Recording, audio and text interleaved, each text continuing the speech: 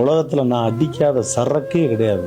Recover ஆகி வந்ததுக்கப்புறம் அந்த கடையை பார்த்தா கூட சி இப்படிலாம் ஒரு கடையா, இதெல்லாம் எதுக்கு வச்சிருக்காங்க இந்த கடையை, கறிச்சோறு சும்மா அதெல்லாம் ஆகாதா, இது 2 விட்டு சாப்பிட்டா தான் உள்ள இறங்குமா அப்படின்னு திட்டுவேன்.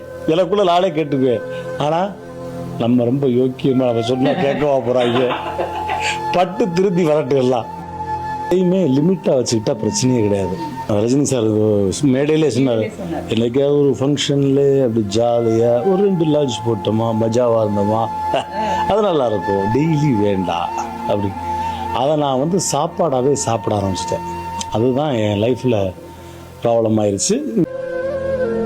அதை கொஞ்சம் கொஞ்சமாக எப்படி குறைச்சிக்கிட்டு லைஃப்பை செட்டில் ஆகி ஃபேமிலிக்காக நம்ம வாழணும், அடுத்து ஒரு கட்டத்தை அதை எடுத்துக்கிட்டோம்னாலே ஹாப்பியாக இருக்கும்.